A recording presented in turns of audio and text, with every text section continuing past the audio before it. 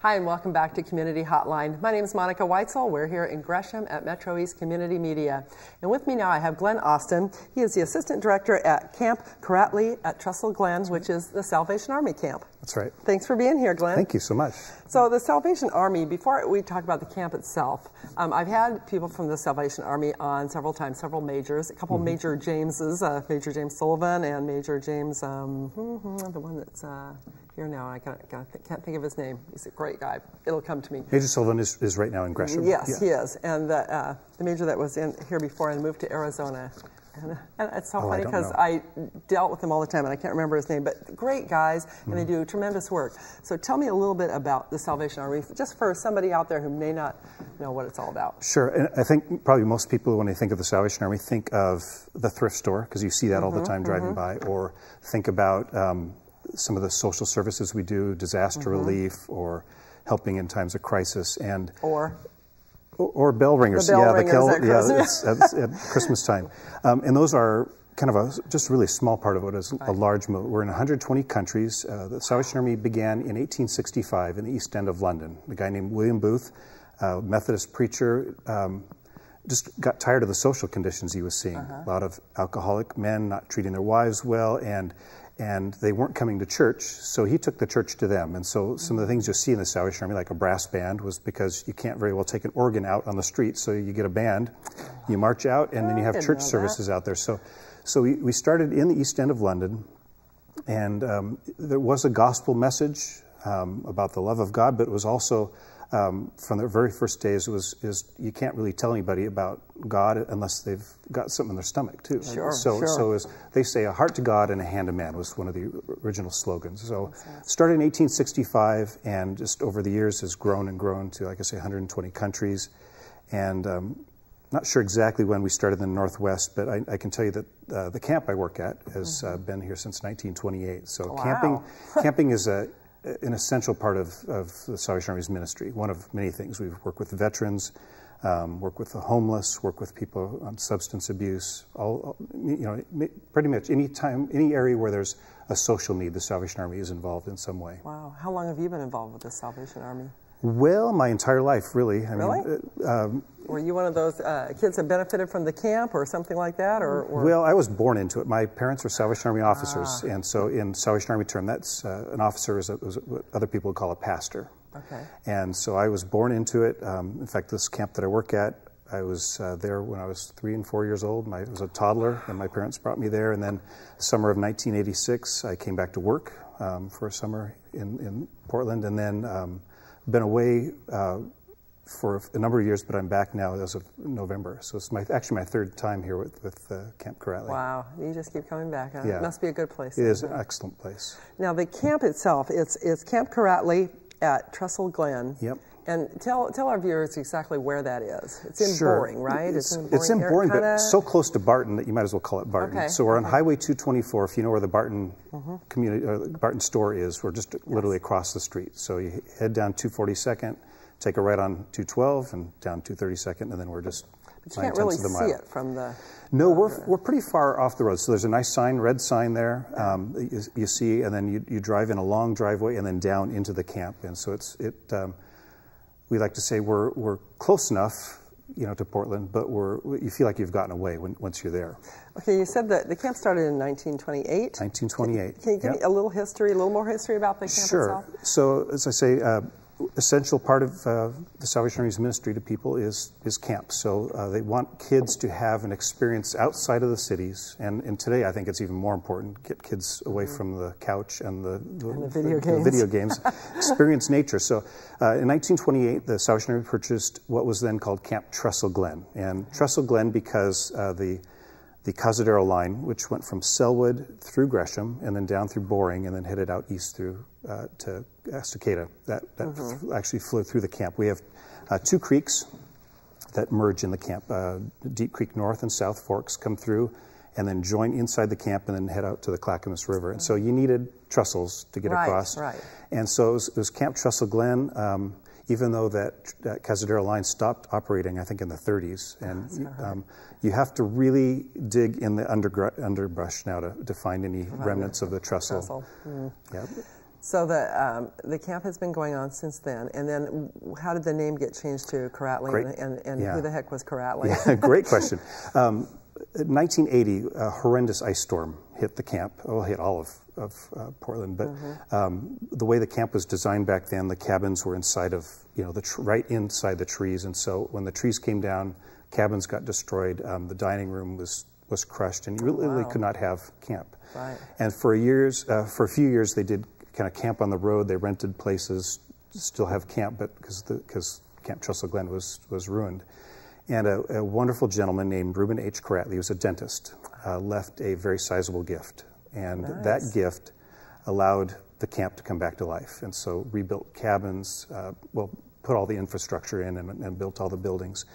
And so in honor of both the history of the camp and to honor this gift, it was called Camp Kuratli at Trestle Glen now. So we get both things. Yeah. I think you brought a few pictures from that are a little older of Camp Kuratli, and so maybe we could take a look at those. And if you would, Glenn, Sure. As we look at them, maybe you can let us know what exactly it is we're looking at. Yeah, I picked these randomly, so I hope I can identify them. Okay, well, we'll see. They'll be coming up here in a second. Yeah. So that would be one of our buildings. It doesn't exist anymore. And so Camp Trestle Glen and a canteen, that's still part of camp life, getting their little snacks in the afternoon. But I think that was a gymnasium. That just doesn't exist anymore. That's the creek that runs through camp. We probably wouldn't play games like this anymore with tug of war through the creek. Sounds like a liability issue, but the creek is a lot of fun. We take creek walks now. And nice. It's fun. And so this is a band, and so as I mentioned, the Salvation Army band, and so one of the weeks, or actually 10 days of camp, is a thing called music camp, and there'll be brass bands like this, but there'll be choirs, there'll be guitars, there'll be all kinds of instruments, because music is a part of church life, and so and we love to see kids experience music and the outdoors. So you get both here. That's great. You get them both. Okay. Let's see. And this would be our old dining room that no longer exists anymore. We have a much more modern thing going right now, but camp food. It wasn't bad then, though, really. That was pretty nice. And it's really the same format. Kids sitting around a table with an adult, and so doing things you don't see a lot in modern life anymore. Sure. I think we have... And then, of course, you need a pool. And this is our old pool. We now have two pools in a different location. Wow. They also provide some fire support if that ever was a need. But and what I love about that picture is all the different ethnicities that are in there. I noticed that. And yes, very well represented there. Is that pretty typical of a camp experience? It's what we want. I don't. That's what you hope for. That's what you hope for. That it resembles the world. Right. So tell me about the kids that go to Camp Kuratli. Where do these kids come from, and who can go? Sure. Anyone can go. Okay? Anyone. And the way we register kids for camp is through the individual Salvation Army churches. So we have, there's Salvation Army churches all over the world, but in southern Idaho and Oregon, there are different Salvation Armies. And if people went to our website, I actually listed the ones in the Portland metro area. There's one in Gresham, one on Moore Street, one in Sandy Boulevard, and then one in Tualatin Valley, Hillsboro. And you could go to those individual corps and say, I'd like to send my child to camp. And they would have information there. And if there was some confusion, they could also contact us at the camp. Okay, so it's this camp mostly serves people in the greater metro area? All over Oregon and southern Idaho. Yeah. Okay, so even if they were in southern Oregon, they could exactly. We have a Salvation Army Corps in Medford that brings kids up, and all through the summer. Now there are several different camps, you said. Tell me what the different camps are, and it's just there's one going on, and then that one ends, and the next one starts. Exactly. Okay, so tell me about the different camps. Well, we have really two programs that go on side by side. One is camps for kids, and we have. I'll just list them, and then because I won't add very well in my head. We have a sports camp, so kids who want to get better at football, basketball, soccer, whatever. That's our first camp is sports camp. Then we have music camp. Music camp's a little different because it's a broader age group, so not just kids, but teens as well could come to music camp. Then we have a couple camps called All About Kids, which is just your typical summer camp. So you have crafts and outdoor activities archery and swimming, music, everything probably. All those things. And then we finish, the last camp is typically for kids in the Salvation Army. It's called Salvation Army Youth Camp, SAY Camp. Okay. And it would be learning all about the Salvation Army. So when you say it's for kids in the Salvation Army, what exactly are you saying? Kids in the Salvation Army churches. Okay, okay. But anybody can come to any of those camps. It just, we have programs called, there's Boy Scouts and those kind of programs, and Girl Guards and all those things. In the Salvation Army, we have similar programs. Okay. And so you come to camp and there's certain badges you can get at camp got it. that work there. But anyone's welcome in those camps. So that's the kid track that goes on all summer. And then we have a teen track as well. And it's called Life Walk. And that is a smaller group of kids. And it's a more intimate group. And instead of sleeping in cabins, they sleep under the stars in tents. Oh, nice. And for the 5 days, they are out making their own food, putting up their own tent at night. And we have a challenge course that's got high, zip line and a climbing tower, high and low ropes elements. So they go through these challenges all during the week, and then kind of finish up on the summit of our hill. So it's a kind of through the week working through issues that come up as a teen, and then I bet they get there's a lot of bonding going on in a camp like that. I would think. Yeah, exactly. Do they learn some kind of survival things and that kind of stuff well, there, or is it? I would say some. I wouldn't. I wouldn't. That's not the main focus. I wouldn't want you to. Yeah, I wouldn't want to send them out to the desert and say, "Okay, you're ready now." No. But you learn some really practical things. Basic things you need to know. So you went to the camp then as a kid. What was your favorite part of being part of that? Oh, the whole thing. I mean, it's hard to take one thing out. And in fact, I loved it so much that I worked at Salvation Army Camp for 11 summers. So there's songs that you never leave you. Some are really stupid. So true. I'm always singing some stupid song that I remember from camp when I was a kid. And my daughter will look at me and say, "What's where'd wrong that come from?" I said, "Well, it was a no, they're camp great, song." and it's fun. The screaming and the hilarity there. Then skits are fun. There's no. Here's the thing: you either love camp or you don't love camp. Camp is kind of this world that really we don't have anything like it in the rest of our society. You're out in the outdoors, so I love that. You are with a fun group of people and enjoying each other's company. There's the music, aside from the songs you sing, but there's the music training that can go on, and the growth, the challenges to yourself when you do hikes and you swim and you do. I mean, it's just. I think the best part is the fact that at the end of the day you're exhausted. And you sleep for all the right reasons. For all the right reasons. Yeah. I know you've got some pictures, and I want to show those just in a minute of the camp as it is now. But you mentioned that the camping is something that not everybody has done, and not everybody can do, but it's something everybody should do. But at the Salvation Army camp, it is an opportunity for just about everybody to go if they want to. Is that? Yeah, absolutely. Because of a number of really generous people over the years, including Dr. Kuratli, there are people who have endowed the camp. There are people who every year through a program called Adopt a Camper, the individual Salvation Army churches, and then through other program fees, we rent the camp out the rest of the year. All those things come together to help us provide a pretty subsidized camp program. So what we like to see is kids who could not afford to go to camp get to come to camp. Okay, so even if you're in a low-income family, or mom and dad don't have a job right now, or whatever, it doesn't matter. Just check it out. You may be able those to are the kids we want to come to camp. Okay. There are plenty of camps where it costs hundreds of dollars, and we don't have some of the we don't have the perks of, say, we don't have the jet skis or the really fancy things, but we've got all the essential fun elements. Good and so camp you'll experience. be swimming, you'll be hiking, you'll be running around and playing games and capture the flag and singing the camp songs. Well, I think this would be a good time to take a look at those pictures because I have looked at them ahead of time, and this is a nice camp. So it doesn't, really is. Even if you don't have the jet skis, it's a pretty nice camp. So this is one of the things that that came out of the camp remodel in 1984. We reopened. So this is Merlot Field. Harry Merlot was generous enough to provide this giant sports field to us. Wow. So off to the right, you don't see them, but there's 2 swimming pools there. There's a baseball diamond that will be straight ahead, and then off in the trees now is a children's playground, and that's huge, huge field. Wow.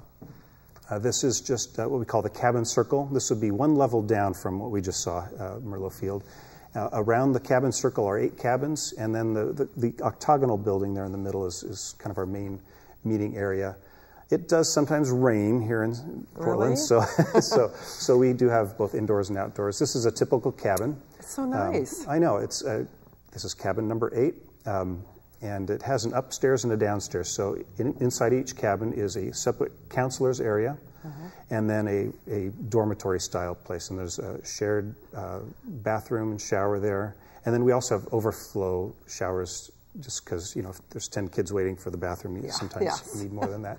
It's our lovely, lovely dining room. It's got 2 levels. Beautiful. Upstairs can seat over 200. And then if we do have, just a couple weekends ago, we had a group that wanted a separate function downstairs and upstairs. So we had 2 different meals going on the 2 different levels. So there's a downstairs dining room as well. And this is also one of the new things that we have. And this is what we call an activity center. Obviously, it's a gym, carpeted gym. And the carpet helps us so that sometimes we'll have meetings that are too big for our Preston Hall. And so this will seat over 400 people. Our music camp, for example, we'll bring in a stage and speakers, and then we'll allow all of the kids who are performing in here, because we'll just have too many people for that other building. Right. But during the wintertime, people want to come to a camp, but you can't always depend on well, you can never depend on the weather here. Yeah. So that's a great place so you can come inside and get your exercise. Exactly. Okay. And then, the formula for a camp is you've got great facilities, which we do, and then you need great staff. And so these are just some photos from last summer. I guess it looks like a happy group. Yeah, it was. Yeah. We have a caboose. Now that is cute. I like that. That's the camp staff from last summer, and we'll probably take a similar picture this summer. And you use the caboose for what? The caboose is in the midst of a transition. It's been sandblasted and repainted, and now we need to do the interior. So that's kind of a funding thing right now. But it's coming. It's going to become kind of a library. And, great. It's got all electric and water. There's a couple of our counselors from last summer. They look like they're having fun. Yeah, they do. And that's one of the games. I think that would be one of the songs. I think that's Wadaliacha that they're singing right there. Which with the hand motions and everything. Yes, yes. One thing you mentioned, Glenn, you said something about meetings, and you had 2 groups there. The camp itself can be rented out by outside groups. Yeah. We're a camp and a conference center. Okay. So during the summer months, we're pretty packed full. We can squeeze some things in, but during the rest of the year, weekends are perfect time for retreats. So we had actually 2 groups last weekend, one from Mount Olivet, a group of guys came in, and then also a group from Christ the Vine Lutheran Church were there. It doesn't have to be religious groups. It can be corporations or reunions. Portland Police was in a few weeks ago doing some training. Family reunions are great. We have one scheduled. We have 2 scheduled here in the next couple of months. And so if somebody wanted to use this for a family reunion, say, they have access to the rest of the facilities or just the conference room? But if they wanted to use the pool, that kind of thing, would that May through September on the pools. Okay, May through September, okay. But we have, what I say is I invite anyone who wants to check the place out to come down. We love to give tours and show the place, because I think of the camp as kind of a blank canvas. And the event is, the painting that goes on the canvas. So the things you've described all work really well. Retreats, conferences, meetings, banquets. Great. We can do any of those things. Wonderful. Yeah, you've got great facility there. We love it. And do you, what about feeding people there? Do you just provide, we would arrange our own caterer, and then they would be able to We can do that, but we have a full food service. You have that too? We have a food service director named Cynthia. She's great. Wonderful. And that's a great deal. I have to remember that. I know I've been. We stole her from another camp. She's really good. Yeah. What else do we need to know about? We only have a few minutes left, Glenn. What else do we need to know about Camp Kuratli and the upcoming programs this summer? Well, I think if anyone would know somebody who should be at camp, they should definitely go to our website. So campkuratli.org is the website, and that's Kuratli. Thank you. Yeah. Sometimes it comes out Kuralti, but it's Kuratli. Yeah. And campkuratli.org. Go to the website. There's a place, one of the tabs there says summer camps, and it'll describe all the different camps, the dates that they're available, the different Salvation Army churches where you can find out how to enroll, and then also as our camp information. So if somehow it's confusing or something, they should just feel free to contact us at the camp. And then they have a sports camp. What ages does that cover? I'm going to say this wrong. 8 to 12. 8 to 12. Yep. And that's kids just want to get better at certain sports. Yep. I mean, do they do all sports? Do they pick one they want to work on, or is it just you come in? Yeah, we get a staff together that can do all the different main sports. Probably not so much with the lacrosse or some of the the kind of the unique things, yes. but the no water polo probably. Yeah, the ponies keep drowning. Yeah, it's sad. No, sorry, really terrible joke.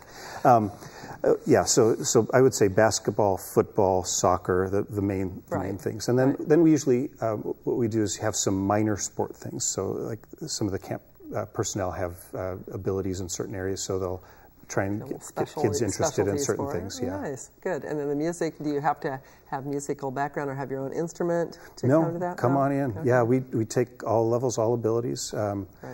And at the very least, you can make, like they say, a joyful noise, so you can sing away. That's wonderful. Okay. Well, thank you so much, Glenn. I think this is a great opportunity for kids in our area and all of Oregon. So I hope that there are some families out there who have listened tonight and will take advantage of that. Yeah, love to see them this summer. Great. Great. Thanks so much for watching Community Hotline tonight. If you need more information, please go to the website. The information should be on your screen.